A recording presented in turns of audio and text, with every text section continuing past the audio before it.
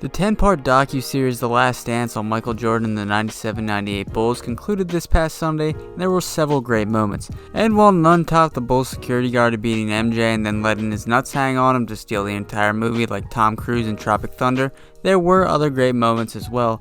Just look at that goddamn charisma! One of the most talked about relationships in the film was the relationship between Michael Jordan and the younger player Scott Burrell. They had a relationship that I would like to say was like MJ being the very aggressive, abusive older brother. We saw clips of MJ not joining along in Burrell's joke when he claimed that beating a French team in an exhibition made him a world champion, and in the most recent installment right before Jordan would be playing in his last games as the Bulls, saying that if he ever saw Scott Burrell again, it would be to beat his ass. Which was said in a mostly joking context. By the end of the 10-part doc, Burrell was mostly a punchline, with the joke being that Michael Jordan could be a competitive dick at times. Some critics even went as far to say that the way Jordan treated Burrell was like how the Catholic Church treated Jan Hus in the 1400s. A claim that I think is a very unfair exaggeration. So I set out to find just how good of a player Scott Burrell was throughout his career, because the doc did very little, if at all, to touch on it, and if they did, give me a fucking break because it's a 10-hour movie, I don't have all the answers. So this is, how good was Scott Burrell actually? Which is something I never thought I'd say, I never thought I'd make it into a video, that's just how bored we are. I'm not even sure I knew who Scott was before the doc, and that's no disrespect to him, it's just that I was in diapers and I wasn't potty trained when he was on the Bulls. And in 20 years, when the 2013-2014 Spurs documentary comes out, I can't wait to make a video on how good Tiago Splitter was actually. Okay, that's the end of the rant, here is the video. Scott Burrell was born in 1971 in New Haven, Connecticut. He was actually a prominent two-sport athlete in high school and was actually selected in the MLB draft, but decided to go to college instead. He went to the University of Connecticut, aka UConn, and at the end of his freshman year, Burrell was drafted by the Toronto Blue Jays and spent his summers playing minor league baseball and his winters playing collegiate basketball. But basketball elevated him to the next level and revealed to be his true calling in life. Under head coach Jim Calhoun, Burrell had a great 4-year career, even leading his team to an Elite 8 appearance with this electric inbounds pass. He left UConn as the only player at the time to score 1,500 points, have 750 rebounds, 250 assists, and 300 steals. He was a 3-time Big East All-Conference selection, and even led the nation in steals as a sophomore. He was picked 20th overall in the 1993 NBA draft, and that combined with being picked in the first round in years prior in the MLB, made him the only player to be selected in the first 2 rounds of a major sport according to the UConn website in 2018. And of course, since then, Kyler Murray has come along, but that is still damn impressive. And I'm going to go on record here in saying that Scott Burrell was a better 2-sport athlete than Michael Jordan. Yeah, I said it. Sue me. Anyway, Scott didn't contribute much with the Hornets his rookie year, playing only 15 minutes per game and averaging just under 5 points per game.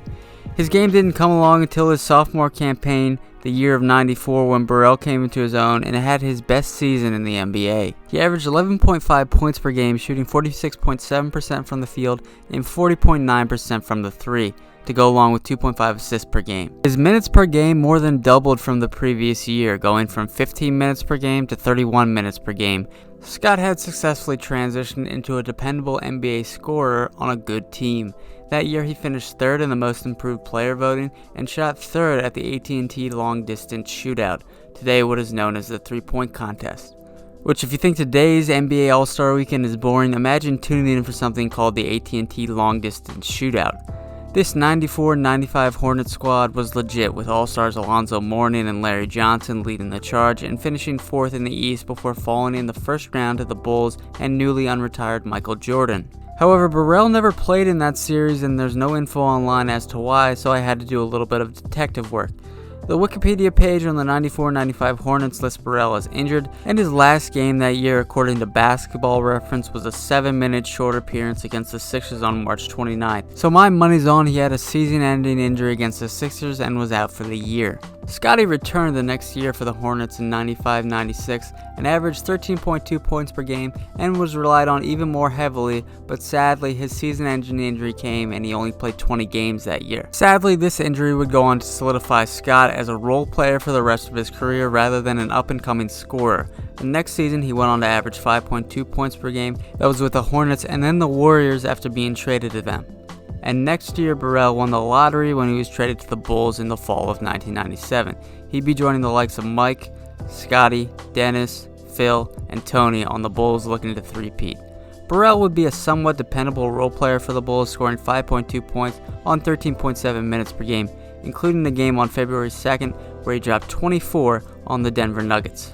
He also had a game against Toronto where he scored 20, but the Bulls won both of these games by 39 and 37 respectively. His biggest game of the year came in round 1 of the NBA playoffs against the New Jersey Nets, where he dropped 23 points on the Nets' head, enough to complete the sweep, and the Bulls won 3-0. Of course, the Bulls would head to the finals that year, and Burrell's minutes and points looked like this. Game 1, 5 minutes 47 seconds, 4 points. Game 2, 14 minutes 45 seconds, 5 points. Game 3, 24 minutes 24 seconds, 10 points. Game 4, 17 minutes 51 seconds, 2 points.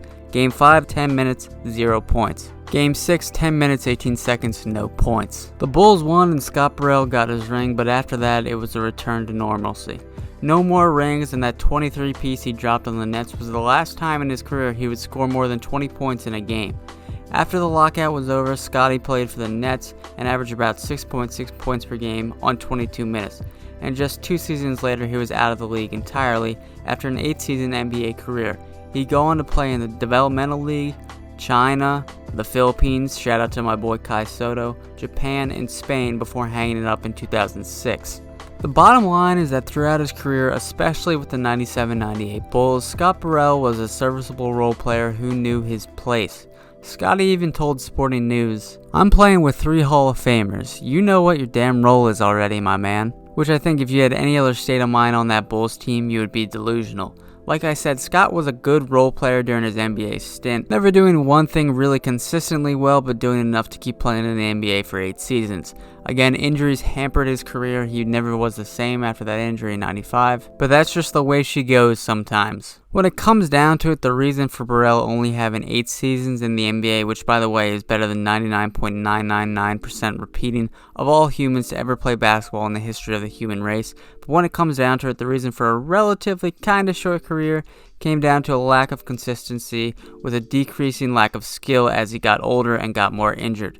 Burrell playing on the last Bulls team to win a title may have just been him being in the right place at the right time with the right trade, as his role on that team, no disrespect, could have been replaced by copious amounts of role players around the league, but ultimately it was big balls Scott Burrell that got the ring.